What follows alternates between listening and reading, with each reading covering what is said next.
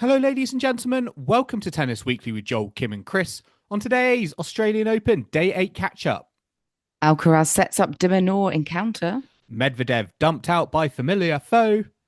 and Sabalenka battles past teenage sensation Mboko. Kim, today is the 25th of January, and we are here to catch up on the Australian Open Day 8 at Tennis Weekly HQ, brought to you by AO Travel and Experiences. On today's episode, there were straight sets victories across the board in the men's draw. Alcaraz winning, Alex de Minaur winning, Sasha Zverev winning. But one big shock, Daniil Medvedev is out in straight sets to Learner Tien. Bageled along the way. We're going to be getting into that. Elina Svitolina coming through a tough battle against Mirra Andreeva. And once again, Aryna Sabalenka getting it done in a tiebreak, a record-setting tiebreak, which we'll be getting into the second half. Novak Djokovic had some things to say about that. We're also going to be looking ahead to day 9, making some predictions, and hot off the press, I just mentioned Novak Djokovic. He can have his feet up tomorrow because sadly, Jakub Menšik is unable to take the court. He has dropped out. So Novak Djokovic already into the quarterfinals as well. Our Australian Open coverage is brought to you by AO Travel and Experiences.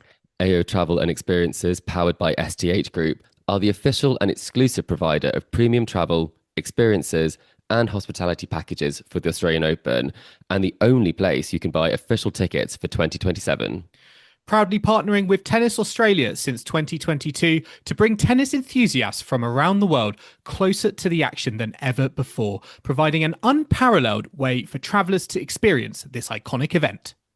AO Travel and Experiences do all the hard work for you, acting as your one-stop shop for luxury accommodation, world-class tickets to the AO, on-site hospitality, and experiences outside of the tennis, showing you the very best of Melbourne, all bundled together for your convenience.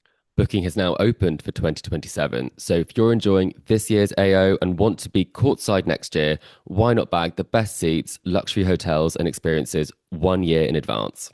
Plan your own 2027 AO adventure with their create your own options. Choose your preferred dates, selected hotel, tickets, and experiences. Otherwise, reach out to their team of experts who will organise the ultimate AO trip for you. Learn more and book your 2027 AO experience at ozopentravel.com. That's ozopentravel.com. So what are you waiting for? Secure your seats today and get ready to soak up the electric energy of Melbourne during the summer of 2027. The link is in the description. But Kim, the big question, yesterday's episode, me and Chris were speaking about the big match, Madison Keys versus Jessica Pegula. A lot on the line because Jessica Pegula wants Madison Keys to eat an apple pie with cheese on top if she loses. I wanted to ask you, how appealing does that sound to you? Yeah, I mean, forget the tennis. That's the all important question, isn't it? I think it depends on the type of cheese. I think if you've got like a ricotta or a mascarpone or something, then Blue they're cheese? used in desserts, commonly. So that would be okay. But blue cheese, no, like cheddar or anything like that. Not with apple pie. I mean, cheese and apple is a good combination, but not, I would say, in a pie. I'd probably veer on the no, Yeah. to be honest. Do this has caused great debate also in my family household because my mum has actually messaged me to say apple and cheese is a classic combination, but she did not mention the pie aspect. So it's interesting you picked up on that. Is that the difference maker? I think for me, yeah, if it was just, a slice of cheddar with some apple, that's lovely. Yeah. But a sweetened sort of apple in a pie, like that should be with custard, not cheese, not, or ice cream. It's all dairy, I suppose. But yeah, maybe this is if either of them, well, I suppose if Pegula, for example, goes on to win the tournament, perhaps we'll have to try it a la, a strawberries and pasta kind of taste test. How about that? Yeah, absolutely. Maybe it's something we should do in our wrap-up episode. Mm. Let's see. We need to. I think we need to all get together with Chris and decide. Yeah, I think that could be a good shout. Although, yeah, Joel, last time you weren't involved with the strawberries and pasta test, so you've got to promise to Okay, I won't get dodge into this the one. I kitchen. won't I dodge know this one. you're not so au fait in the culinary department, Mm. I believe. So yeah, we'll have to see what you end up making if it gets to that. Yeah, indeed. I mean, yeah, looking forward to it. Looking forward to it. Yeah.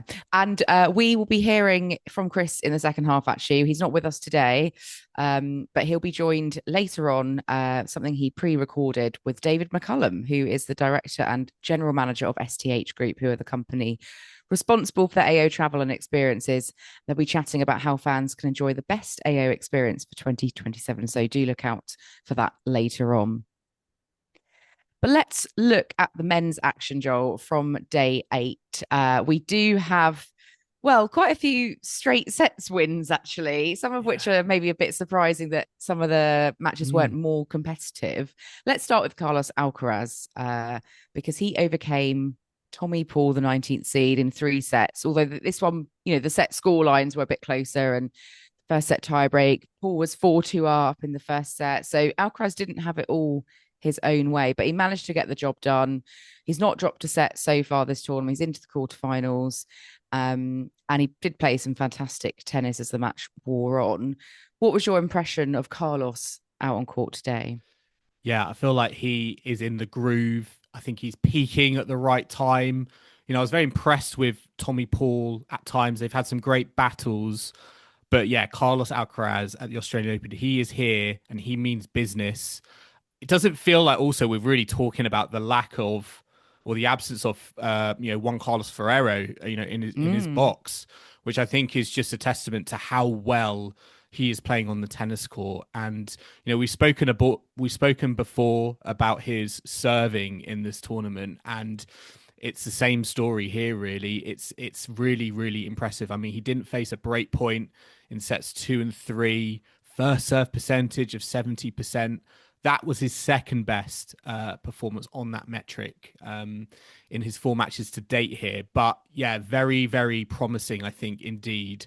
And I mean, I guess we were expecting him to get to this stage. I know he's had a few issues with the Australian Open in the past, but I think it's the manner of his performances. He's not really had any sort of adversity, I think, to overcome. And I think that's going to put him in a very, very good position as we go into the second week.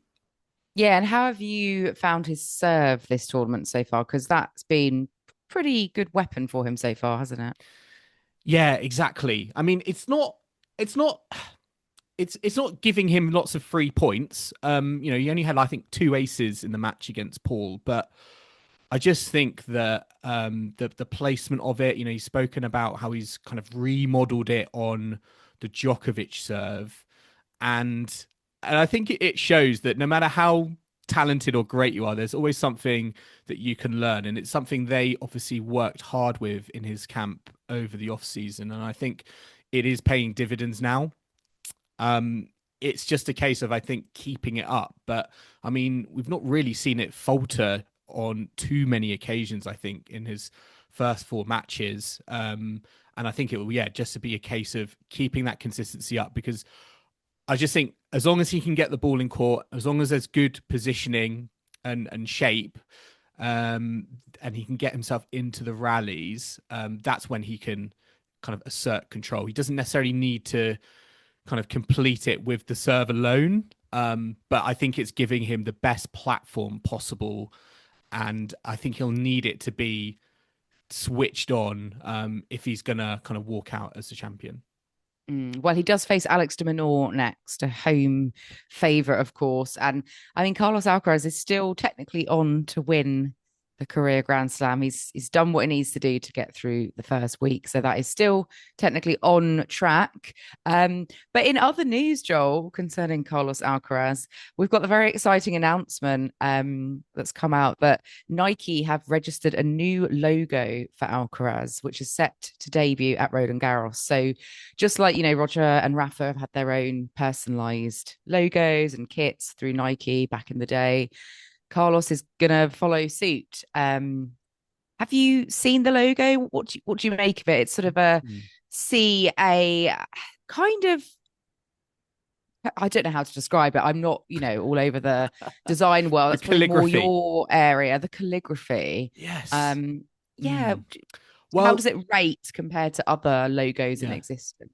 I think it's interesting they've gone with the initials because, we had Yannick Sinner have more of the kind of the fox, and we didn't feel like it necessarily kind of worked with his kind of identity. I sort of still am not quite too sure about that. So I think going with initials is a more kind of classic look. We've seen that with Roger Federer and the RF kind of logo in the past, and I'm sure there are going to be comparisons there. I think if you actually look at the logo itself, and listeners, feel free to search on Google if you want to have a look as well. I think it's a bit more modern than the kind of the RF one. It feels a bit more free flowing. There's lots of curves, and the C and the A are linked.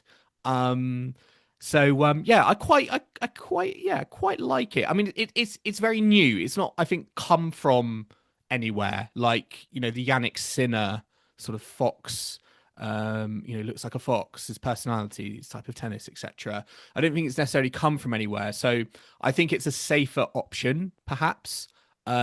Maybe lacking a little bit of personality that maybe like an animal logo could bring, but I do quite like the design.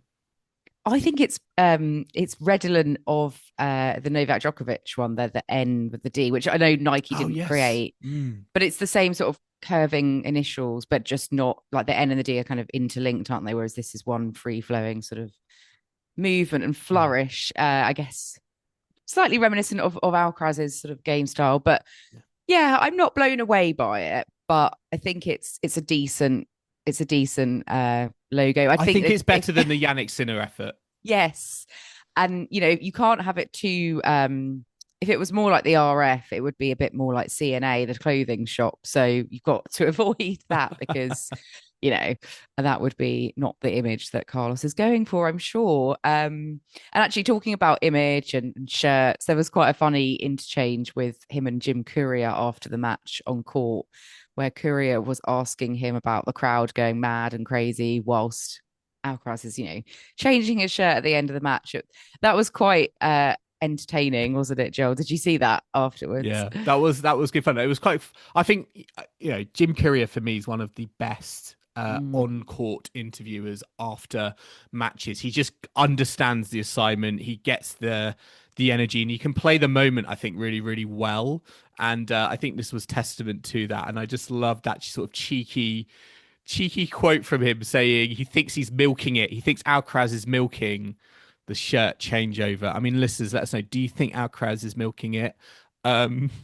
He sort of called him out and said he was a liar because he was saying, "Oh, all sweet and innocent Alcaraz. I don't, to be honest." But yeah, it was a nice moment, and who knows? We'll have to see.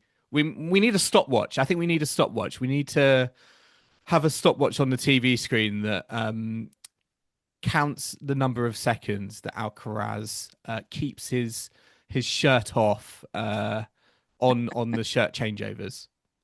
Yeah, or I was thinking if he's lying to Jim Courier's face, maybe he'd make a good or a bad traitor if there was a tennis traitors edition. Wouldn't that be fun? But he will go on to face Alex de Minaur because Alex de Minaur came through against Alex Bublik. And this was really quite one-sided, actually. 6-4, 6-1, 6-1. I think we all had Bublik winning this one in our predictions because we had Bublik kind of going through to the quarters.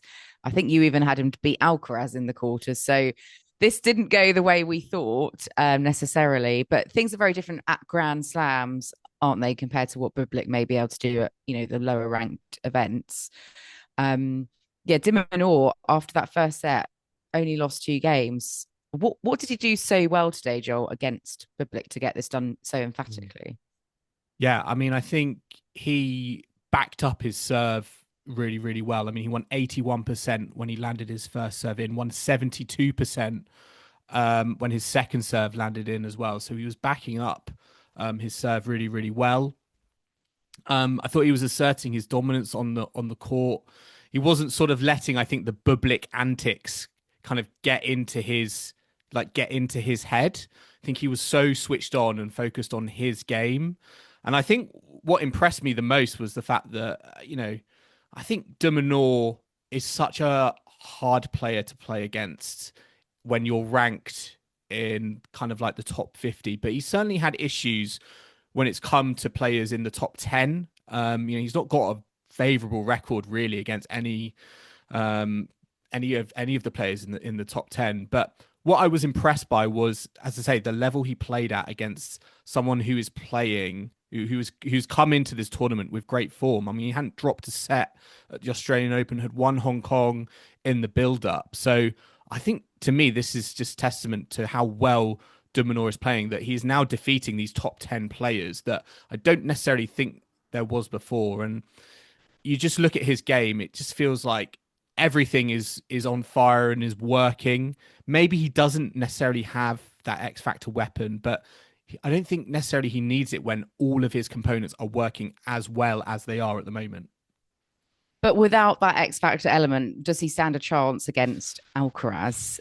Let's think that de Minaur's been in 5 quarterfinals at Slams. He's not made it through any of them. Is anything going to change in this next match against Alcaraz? I think, I think it's tough not to back Carlos Alcaraz given the form that he is in and showed this tournament.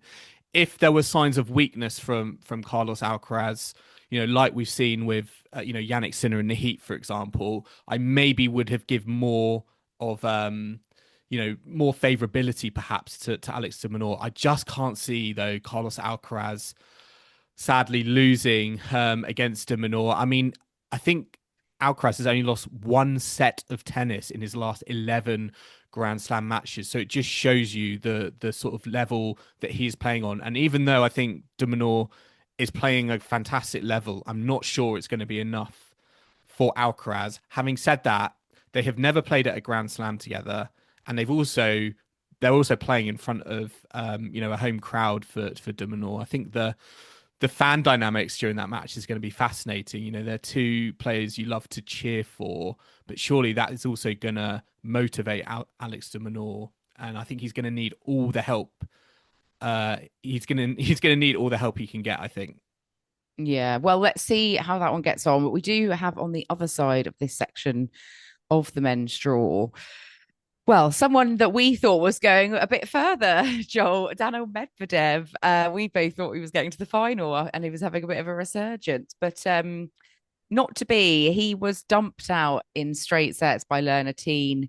I mean, yet again, Tien beating him last year here in the second round when he was, a bit newer on the scene and lower ranked, but Tien just dominating this one, 4-3.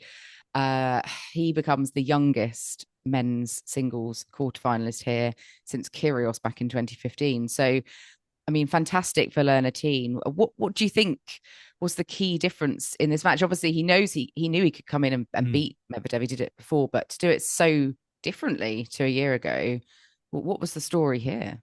I think you have to say, going into the match, a lot of mileage in Medvedev's legs against Vucevic, mentally as well. I mean, sorry, against Marizan's, my apologies. The wrong Hungarian player. Yeah, there we go. Exactly. Getting my Hungarian tennis players mixed up. But I mean, coming back from 2 sets down to win in 5 sets in the third round, that is going to have some sort of impact on Medvedev. But at the same time, I think Tien, he just executed his game plan so well. He didn't let de Minaur get on top of de Minaur. Oh my God, I'm getting all my Daniil Medvedev. I'm getting all my players mixed up this morning. But I just didn't think he let Medvedev really gonna get a foothold in the match. He served really, really well. Medvedev only mustered 1 break point on Tien's serve, and that's pretty damning, I think, because Tien doesn't have the biggest serve on the tennis court. It's a lot of reasons, I think, why people don't necessarily expect to see the results he produces, because, as I say, there are a lot bigger guys than him that have a lot bigger serves. But having said that, you look at Carlos Alcaraz and what he's doing on his serve. You don't necessarily have to have the biggest serve to get the results. And I think again, Tien is showcasing that. And yeah, and I wonder with Medvedev whether, you know, his old kind of style of play, you know, his defensive capabilities, battling constantly from the back of the court, you know, as he gets older, how effective of that is a strategy. It might have worked for him 3, 4, 5 seasons ago, and it was on a hard court, but perhaps now with these kind of younger, fitter guys, these are the guys that are sort of able to move Medvedev around the court and you know, be more aggressive and ultimately win the majority of the points. Yeah, because that was like Medvedev's key ability, what made him stand out. And if that's being nullified, then where does he go from here? I mean, do you still think that he is having a bit of a resurgence, like he's going to have a better year than he did last year? I mean, he's already done better, hasn't he, than his abysmal season? Yeah, I do think so. I think, you know, there are still problems, there are still positives to take from Medvedev for this tournament. You know, against Hallis, he was a set and a breakdown, I think, in the second round, coming back from 2 sets down against Marizan in the third round as well. I still hold up that these are matches that Daniil Medvedev would have lost last season. So I do think that there has been positives made in this campaign. I just think in this match, you know, Tien is not a player you want to play, having just gone, you know, 5 sets in the previous round, and yeah, he just ran out of steam. So got bageled Medvedev for the first time in a slam in his career. So that is something. And yeah, Tien goes through youngest man to reach Aussie quarterfinals in 11 years. He'll meet Sasha Zverev in that quarterfinal, because Zverev coming through against Cerundolo in straight sets, 2-4 and 4, just over 2 hours. I mean, Zverev does, you know, have quite a good record here. His 5th quarterfinal now. Obviously got to the final last year. He's kind of come through without too much fanfare. Where are you going with this one? Zverev against Tien? Yeah. I mean, Zverev is playing very, very well. I think, you know, he's had a few, you know, 4-set victories, I guess, along the way, but I felt like it all came together in the Cerundolo match. And if you look back to Norrie's match as well, ever since Norrie won that second set, I mean, it's been very accomplished from Zverev. 6-3, 6-1 in sets 3 and 4 against Norrie, 2-4-4 against Cerundolo. And Cerundolo is an opponent that's given him, you know, a lot of trouble in the past. So yeah, I think Zverev is a threat. I think he's serving really, really well. I do think that gives him a great platform. It gives him a lot of free points as well. It will be very interesting to see how, you know, he deals with Learner Tien, because I do think there are opportunities there for Tien to exploit, you know, moving his opponent around the court. And if he can keep it tidy on serve and put pressure on the Zverev serve, because I do think he is a very good returner. Yeah, that could be quite an interesting one, but you'd still sort of give the edge, I think, to Zverev, given experience. Yeah, and his pedigree at the Australian Open as well. You know, Tien is reaching into, you know, unfound new territory at Grand Slams, and it's, you know, it's great for him, but it's certainly going to be a learning experience for him as well. Yeah, they are 1-1 in their head-to-head. Both of those matches coming last year. Tien winning on the hard courts of Acapulco. But yeah, I'd probably give Zverev the edge as well, just because experience. And I think Tien, you know, sometimes you come off a big win and, you know, yes, I know he's beaten Medvedev before, but like you said, it's the deepest he's gone now at a slam. And yeah, it's going to be an interesting encounter, I think. Quite looking forward to that one. Let's take a very quick break now, Joel, but we'll be back in the second half to discuss all the women's action from day 8 at the Aussie Open, including Aryna Sabalenka setting up a quarterfinal against breakout American star Iva Jovic. And we'll be looking ahead to day 9, where Sinner, Swiatek and Shelton are all in action. So do not go anywhere. Welcome back to the Tennis Weekly podcast, brought to you by AO Travel and Experiences. And we will be looking back on the women's action from day 8 at the Australian Open. But first, we are going to listen to Chris with David MacCallum. They had a chat earlier on. Today we have something a bit different. We're joined by David MacCallum, Director and General Manager of STH Group, who are the company responsible for all things AO travel and experiences. He's here to tell us more about their exciting offering and how you can secure the best AO experience for 2027. David, welcome to the podcast. Excellent. Thank you very much for having me, and a pleasure to be here and forward to having a chat. Well, firstly, something we have to highlight is that right now it's a podcast first. We're recording on completely different days. I'm in Copenhagen, it's snowing outside, and it's Thursday, and you're having a sunny Friday morning in Melbourne. So I imagine the atmosphere's a bit better in the Southern Hemisphere right now. Absolutely. Do you know what? It's going to sound terrible for you, but the weather here is absolutely being turned on. It's amazing. The crowds the last few days have been incredible. The sun's been out, the temperature's been perfect. So yeah, sorry to say, it's we're in good spirits here at the moment. Yeah, it's kind of putting salt in the wound there. But I mean, we like to see people very happy. I think on site, we've seen some amazing pictures of just how busy it's been at the Australian Open this year, even for kind of fan week. And it feels like, the weather, apart from one rain delay, has been doing well, but also the vibes have been great. The 1 point slams happened. It's a bit of a bumper year for the Australian Open. Yeah, Tennis Australia somehow just keep continue to grow the slam and to continue to just evolve.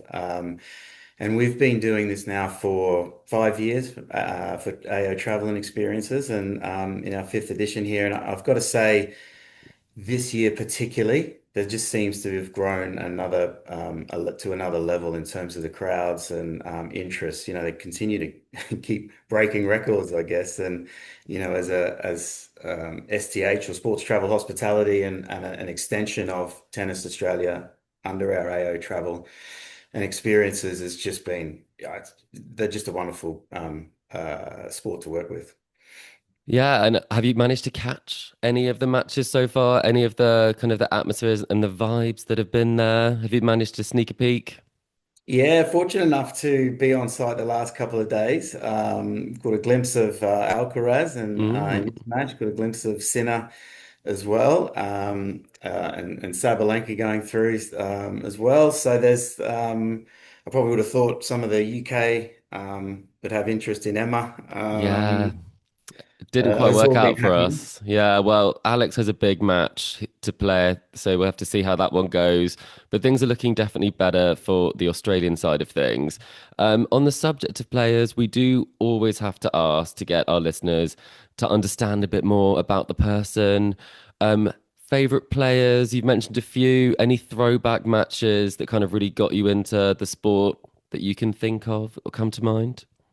Yeah, sure. I mean, as an Aussie, I suppose I should start there. I think for me, one was probably watching Pat Cash back in the day, Cash, yes. and scaling the walls there at Wimbledon after his victory there. That was probably something that ignited a bit of that interest and to start getting a few tennis lessons. I'm a How did they Queenslander living go? Are you still playing? very casually. Do you know what? I got my wife a new tennis racket for Christmas, probably somewhat selfishly to also Have have a someone to hit play at with? it. Yeah. I bought her the new head, what is it? The I'd say TIS6 head Is that racket. Yannick Sinner's racket? Do you know what? I'm learning very quickly on the equipment on this stuff, but I know A it good was one. it was a valuable in investment anyway. Yeah.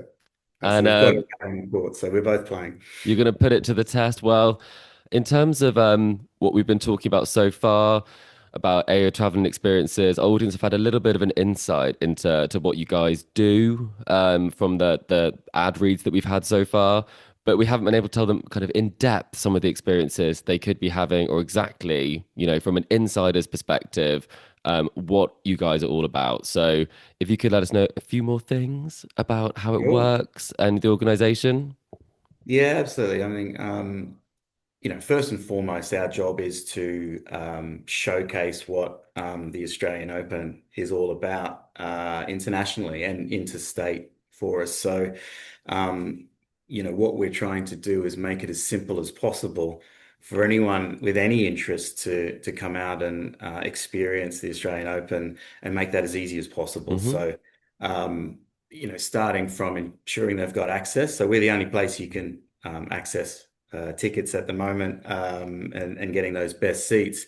And then, it really is, I suppose, flexible around what your experience looks like. So choosing hotels, some of those experiences, like, taking winery trips to see a bit more of Victoria and Melbourne, things like hot air balloon trips, and which Melbourne's famous for, and walking the streets and getting a walking tour.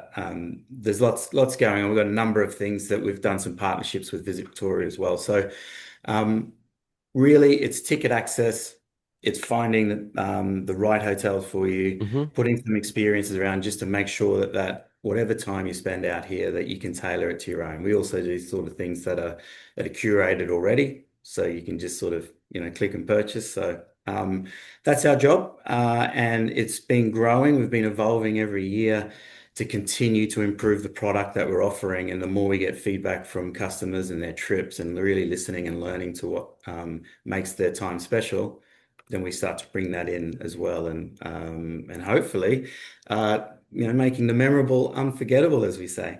Wow, it certainly sounds unforgettable to get a hot air balloon. I mean, do you arrive at the tennis on a hot air balloon? Is that something that's possible to get your courtside seat?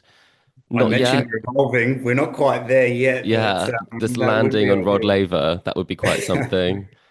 There's a heliport very close by, but Ah, I think maybe you've given us a good idea there to try and yeah. You try can and have make that one for free, indeed. And if you're looking at kind of building one of these sort of trips, I know that you're able to customize the trip as well as kind of get help in terms of from the experts as to how you go about booking this. Is that something that's quite important about the offering, being able to kind of tailor it to your needs and what you want to do, whether that's more tennis, more experiences, and how much you want to kind of be at Melbourne Park? Yeah, and I think you're spot on there in terms of we've tried to evolve everything we've been doing, as I mentioned, over the last few years. And the one thing that stood out is flexibility is Mm. critical. There's still always a market for someone who just wants to buy something that's there already pre-done for them. But the tennis fan is a lot more savvy than that, and they're a lot more they know what they want, I guess. And so if we're able to provide options, provide it in a safe, official way, coming direct to source where they feel comfortable. Our site, ausopentravel.com, is the best place to go to. But actually, we also have a direct team, bunch of friendly staff that are able to sort of help you work through some of the questions that you might have to assist you in sort of making that experience happen.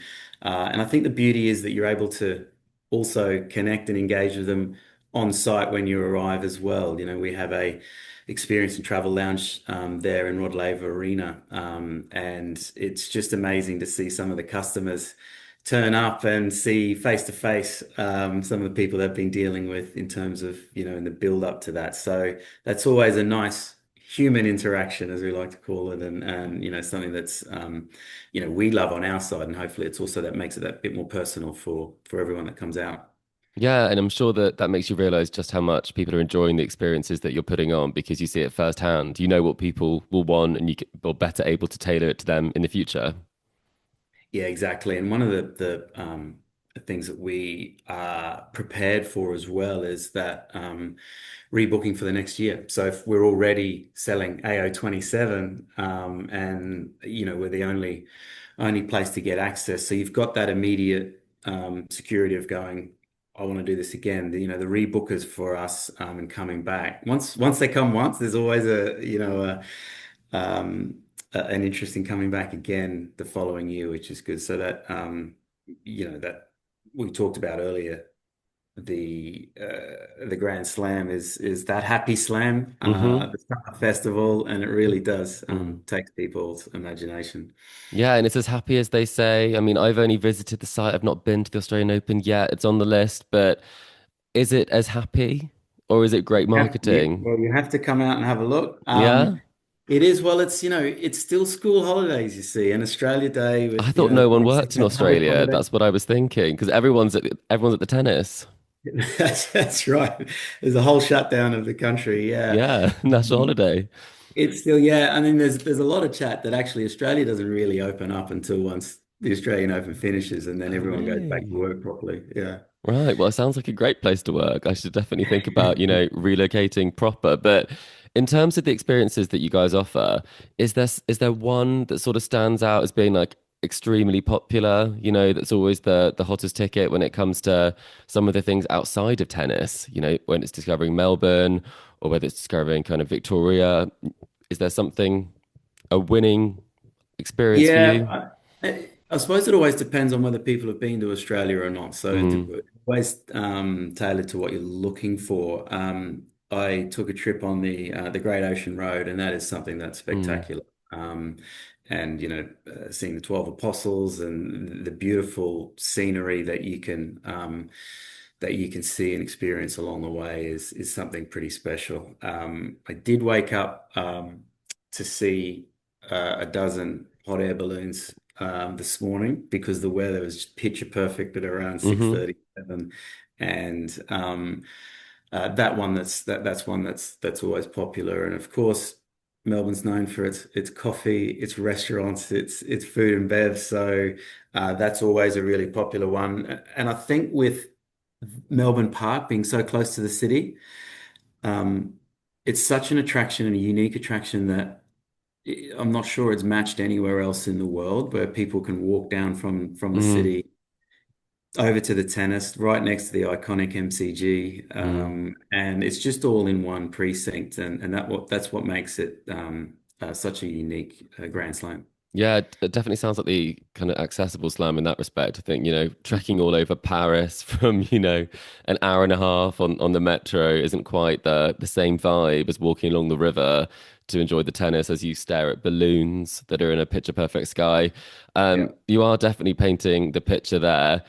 I was going to ask as well, if there's a kind of the access to the best seats and the fact that you're the only place that's currently selling them at the moment. Is it true that then it's like the best seats are available if you do book through AO Travel and Experiences? Yeah, well, I suppose there's always that inside knowledge that you learn and develop, right, on where the best seats are.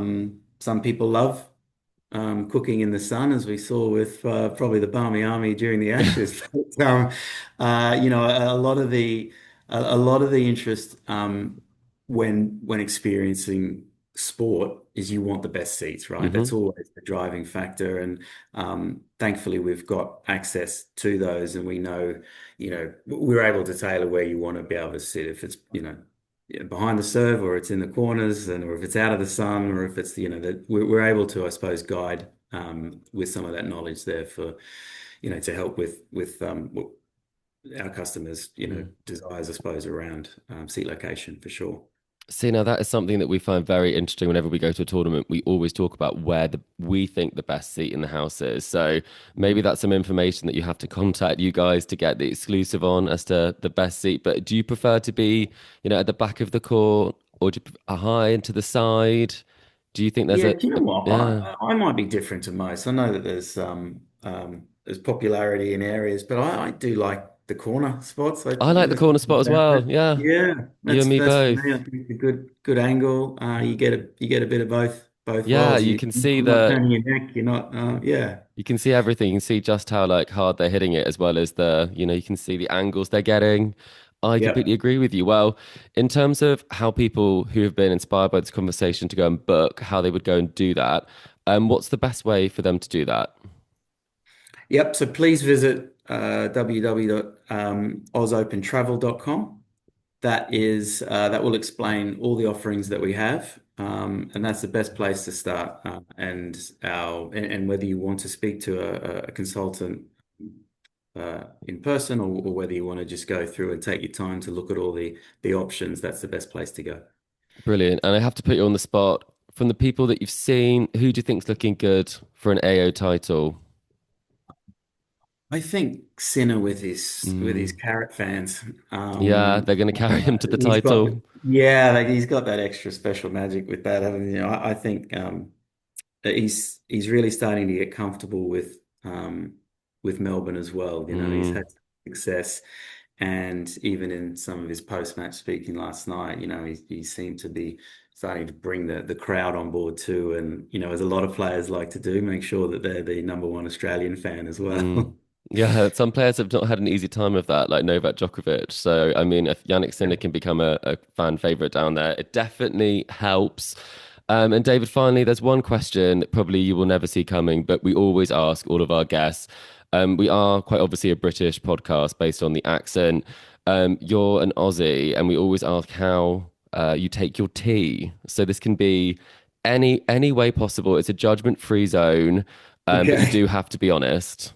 And you can say Yes. coffee if you really aren't a tea person. Do you know what? I spent 12 years in the UK, and so I was brought up. My mother loves tea, and Yorkshire tea is actually her favorite. So I always had to bring that back to Australia when I was there. But I would take milk with mine, no Hmm. sugar. No sugar. I mean, that is the only respectable choice really when it comes to the tea. So that is a fantastic answer. You've even name checked a brand there. I think that's gone into a perfect amount of depth. But thank you very much for joining us. I hope that you enjoy kind of the rest of the AO, and I hope that for everyone who is with you down there from an AO travel experience perspective, that they have a fantastic time. But thank you very much for joining us. Thank you very much for having me, and hopefully we can help people with their experiences down under. Well, Joel, let's have a look at the women's action from day 8. Arina Sabalenka, let's go to the world number 1 first of all, because she had a tricky encounter with Vicky Mboko, the young Canadian, but she managed to come through in straight sets, 6-1, 7-6, and most notably, that tiebreak in the second set was actually Sabalenka's 20th tiebreak win in a row, which is a new record. She's now beaten Novak Djokovic's record of sort of consecutive tiebreak wins. So that's fantastic stuff for Sabalenka. And what a relief that must be to know that you're kind of so invincible in those tiebreaks. Yeah, indeed. I mean, quite a similar story really to the Potapova match. Very comfortable, felt like she was on cruise control, set in a double break up against Mboko, and you sort of thought, okay, she's going to be off the court very, very soon. Great fight, it has to be said, from Mboko, but Sabalenka again just finding a way to get it done in the tiebreak and kind of stop that momentum. And I think that's what I've been impressed with particularly with these last couple of tiebreaks, is that it's not been a case of just each player holding serve, getting to 6-all, and it's could be 50-50. It's actually been from a position where her opponent has fought back into the second set, and actually Sabalenka has been able to kind of change that momentum with with the tiebreak. And I think that just shows mentally how strong she is. She's able to kind of reset, put everything to one side, and just kind of get on with the job. And the fact that you can tell yourself, well, I've done this 19 times before in a row. I think that will also help with some confidence as well. So yeah, an incredible feat. And the fact that now it's 20 straight tiebreak wins, breaking Novak Djokovic's Grand Slam record. Yeah, he did have some words to say about it, didn't he? He wrote on X, the social media platform, "I'm upset right now," which I think was a bit of a joke. And I think he's got other things to think about with pursuing more of his own, I think, record-breaking attempts. So I think he's all right. I think he'll give that to Sabalenka. But I mean, Sabalenka is such a safe pair of hands getting through the first week of Grand Slams, because she's reached the quarters in 13 consecutive Grand Slams now. That's over 3 years, isn't it? So that's fantastic. I think she's a safe bet when it comes to reaching the quarters. I mean, what do you think what does it take to defeat Sabalenka in a tiebreak? What do you think are the key ingredients? Is it or is it just luck? Is it kind of you're hoping Sabalenka just has a meltdown or goes. I was going to say something psychological. Yes, getting under the skin. Because we know that is possible to beat her, like we've seen in those finals, that she's really just kind of gone off the boil when it matters the most, you know, at the latter stages. So she's not, you know, invincible in that sense, but I think you can take a lot of confidence from coming through those real sort of not scrappy, but you know, when it's really like essential to get the job done.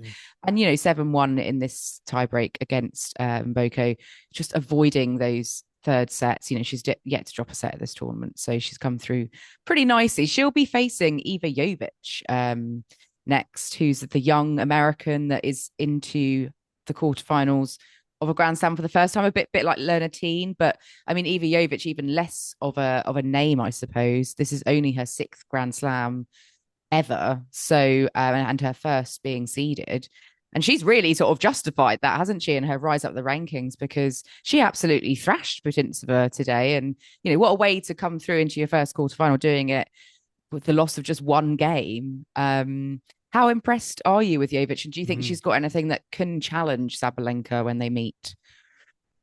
I think, you know, I think she's going to go into it thinking, I've got nothing to lose here. And that Dangerous? potentially could, you know, make her more dangerous and more of a threat. I think, you know, talent wise, you know, she's right up there. And, you know, we've seen this tournament, some kind of teenage sensations really, you know, challenge and go deep in this tournament. And it will be interesting, I think, to see the fact that, you know, Sabalenka's just kind of swatted away in Mboko. We're now going to get another kind of teenager up against her. I'm almost curious to see, you know, almost compare the results, I think, between Mboko and Jovic, because they're talked about so much. You know, Jovic last season, you know, great first proper season, I would say, on the tour. She's gaining all these kind of experiences. Maybe it will also come down to, you know, how she handles the occasion. You know, we never know how nerves might affect players. I think being first on for Mboko and Rod Laver, perhaps a little more comfortable than, say, being in the night session. So the scheduling also, I think, might have an impact. But certainly, I think it's a good opportunity for Jovic to kind of show her credentials, because I think a lot of diehard fans have been kind of talking about her for a while. And you know, there's a big opportunity here. I would just say, you know, maybe in her game plan, don't try and have a tiebreak with Sabalenka. Yeah, that could be a good strategy. But yeah, she's done really well here. She's also the youngest American to reach the AO quarterfinal since Venus Williams back in 1998, when Jovic was not even born, because she's only 18 years of age. But yeah, she will be up against Sabalenka. I mean, Sabalenka is going through the tournament. She is, you know, gunning for a 4th successive final here. Kim, it sounds like she's got her eyes on another tournament as well.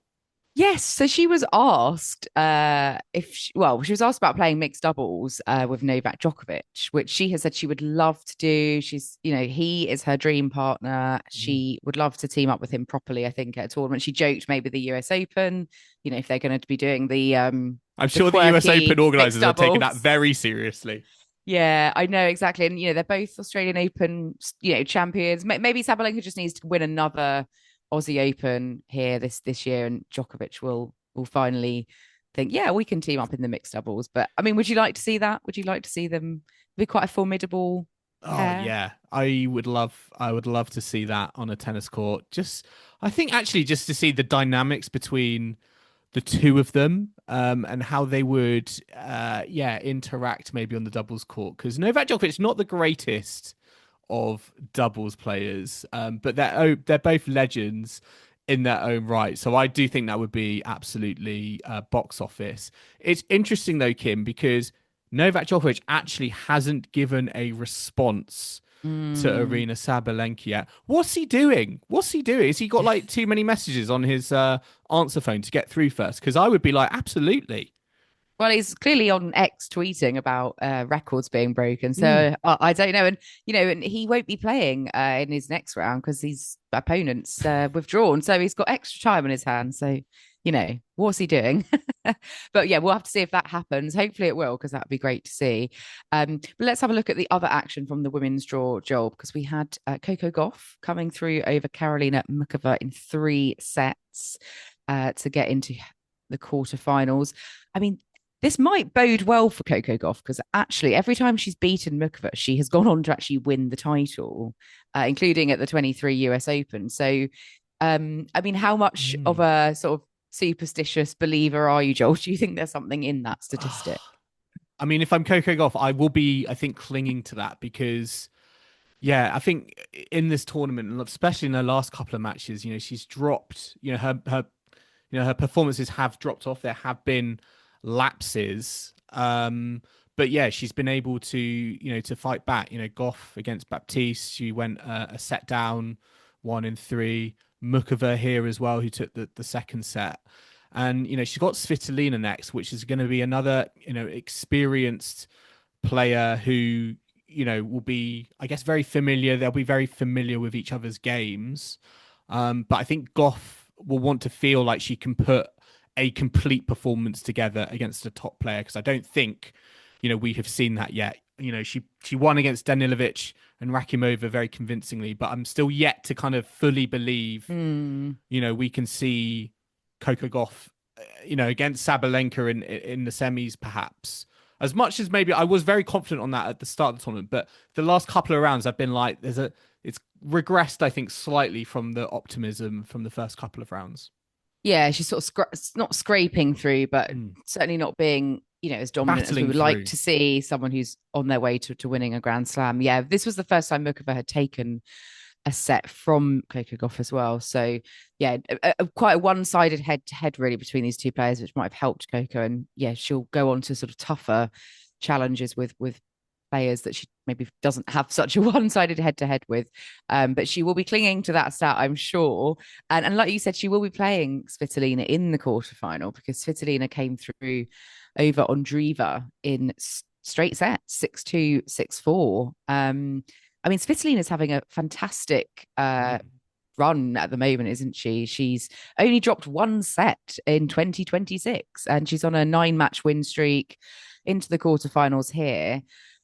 I mean, the way she's playing, the confidence she's kind of coming in with, this little streak of hers. What can she do against Coco? And how impressive was her performance against Andreeva today? Yeah, I mean, I thought Mirra Andreeva was looking very good in the build up to this match. I mean, both players were going into this match undefeated, so something was going to give. But yeah, Svitolina in that second set, I think Andreeva went up a break early. So to see her to kind of bounce back from that, yeah, very, very good. Loved the kind of variety she brings to the court. Bit of moonballing as well at the end. It was quite clear, I think, she was trying to disrupt the rhythm that Mirra Andreeva kind of was getting herself into. And Svitolina, I mean, she's just such a classy player at Grand Slams as well. I mean, if you look at her record, it's littered with quarterfinals and 14 and now. Yeah, and semifinals as well. So it just shows, I think, how just like what a classy kind of player she is. And I think she'll give Gauff, a few tests. I mean, Gauff does lead the head-to-head, but I think you can't maybe read too much into that, because I think Svitolina is playing the better tennis at the moment. I think she's going to feel more confident in her game because she's undefeated, given how she started the season, given she gave herself quite a bit of time off at the end of last season as well. So I don't necessarily think you can read too much into their head-to-head. And perhaps on the way they're playing, I would give Svitolina a slight edge. I'm tempted to side with you there, and I think it would be nice, wouldn't it? I think, like Madison Keys last year, for Svitolina to finally win a slam. I think that would be a really nice story. And I don't even know just if get it's... to a Grand Slam final, because she is a player. Her quality, I think, before her career is over, she deserves, I think, at least one Grand Slam final. Yeah, I think so. And maybe it could be here. I don't know. She'd have to get through a Sabalenka. She might need Jovic to upset Sabalenka, like all sorts of factors coming in. But yeah, she did a great job here to get past Andreeva, who, yeah, like you said, also came into the Aussie Open with having won the Adelaide title. But Andreeva now, this is her third consecutive fourth round defeat in Australia. Like, she doesn't seem to be gelling when it kind of matters most sometimes. Are there concerns that she's kind of stuck in a bit of a rut now, Joel, in her career and progression? I think her situation is fascinating in the sense that she had such a good start to the year last year, winning those WTA 1000 titles, and I think it set a really high expectation from her that she maybe not, and from everyone else, like the media, fans. Exactly. There's such a high expectation from her that I don't necessarily think has helped improve her game. It's sort of, to me, a little bit like with Emma Raducanu winning the US Open, where that set immediately high expectations that basically anything, if she's not winning another Grand Slam title, it's not meeting expectations. And I think Andreeva maybe is in a similar position at the moment. I mean, we know that she's such a talented player, and I mean, even at 18, her record is impressive. 2 quarterfinals last year at Grand Slams. That is very, very good. She will want to, she's had a taste of that, and she will be very motivated to get back there. But perhaps today it was a classic case of coming up a very experienced opponent who knows what it takes to get it done. And for Andreeva, maybe she needs to go and try and find some of that form that she was in the first half of last year, because I don't actually think we've seen that level of tennis from her in quite a while now. So maybe that's something that her and Conchita Martinez need to work on. Absolutely. And unfortunately for her, there was a rather awkward moment at the end of the match when she walked off court. There was some boos from the fans because Andreeva did not go and shake Svitolina's hand. She didn't offer, she just walked off. But that's, ultimately because she knows that Svitolina does not shake the hands of any, Russian players. But the fans did not realize that. They thought Andreeva was kind of just walking out, which, it's just a bit of an awkward it's unfortunate situation for everyone. You would think, and maybe this does happen.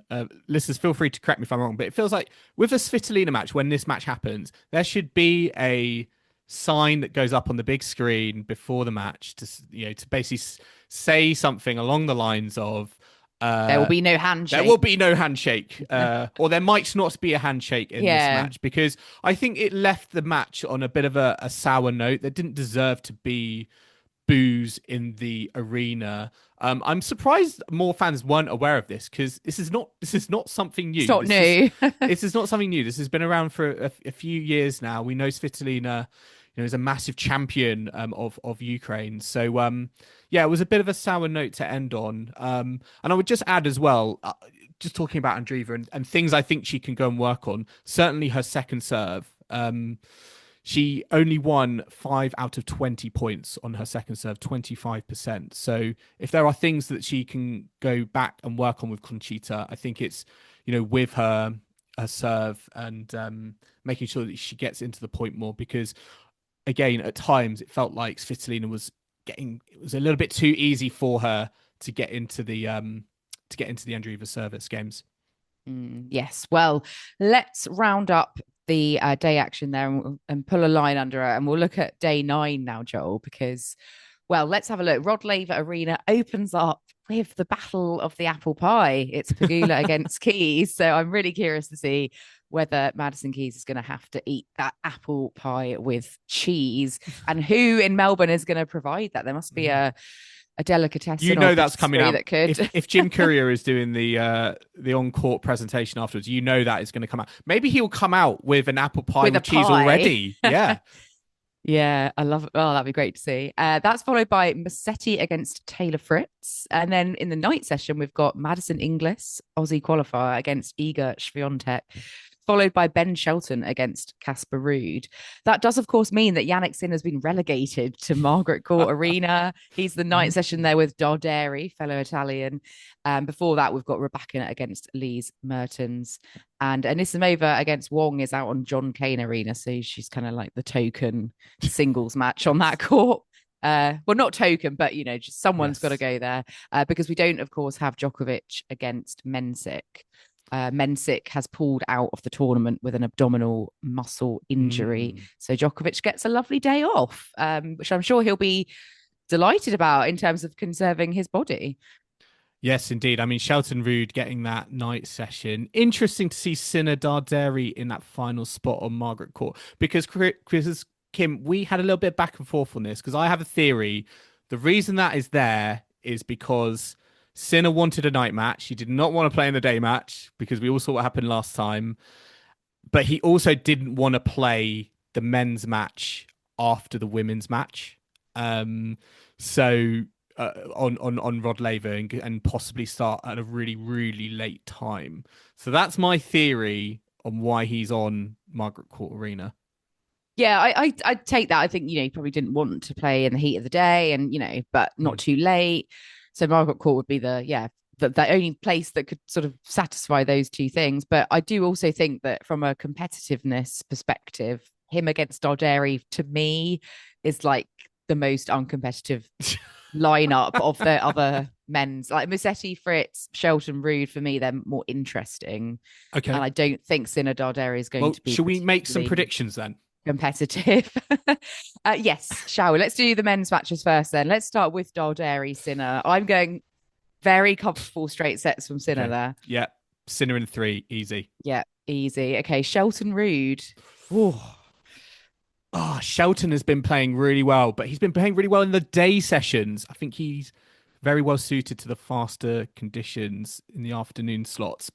I'm going to go with Ruud in 4. I'm going to go with Ruud in 5. Okay. But yeah, I think that could be quite exciting. And finally, Musetti against Fritz.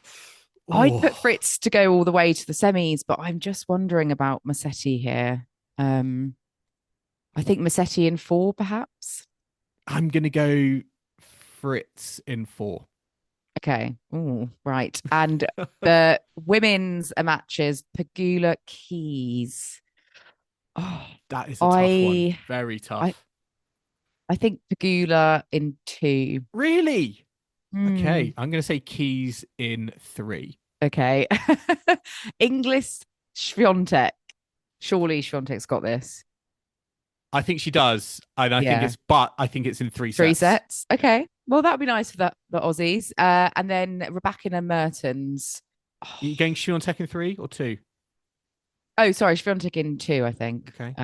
But yeah, Rybakina Mertens. I'm going Mertens. No, come on, kid. I don't know. I'm going Mertens in 3. I'm going Rybakina. I don't know why. I've just got a feeling. Rybakina in 2, and it's got to be Anisimova in 2 against as well. Anisimova in 2. Yes, I agree on that one. And no Djokovic in action. He is through because of Mensik sadly pulling out. Yes, indeed. We'll have to see how everyone gets on. I'm sure Novak Djokovic will be loving it, having his feet up. Maybe he'll find the time to get back to Arena Sabalenka on potential mixed doubles plans at the US Open. We will see. But we're going to wrap up our Australian Open Day 8 catch-up here at Tennis Weekly HQ. We hope you've enjoyed the ride with us. Remember to subscribe so you don't miss a moment of action from Melbourne, where we are producing daily episodes across the fortnight. You can find us on Apple Podcasts, Spotify, YouTube, and all your favourite podcasting platforms out there. And if you love what you're hearing, be sure to leave us a rating and review on Apple Podcasts or Spotify, as well as hit that like and subscribe button on YouTube. And you can stay connected with us on social media. We're on Facebook, Instagram, TikTok, YouTube, and X at Tennis Weekly Pod. So do get in touch with us on all of those channels. Or you can also drop us an email to tennisweeklypod@gmail.com and visit our website, tennisweekly.co.uk. And we'll be back on Monday for our Australian Open Day 9 catch-up, brought to you by AO Travel and Experiences. But until then, it's goodbye from Kim. Goodbye. And it's goodbye from me. Thanks for listening, and we'll catch you next time on Tennis Weekly.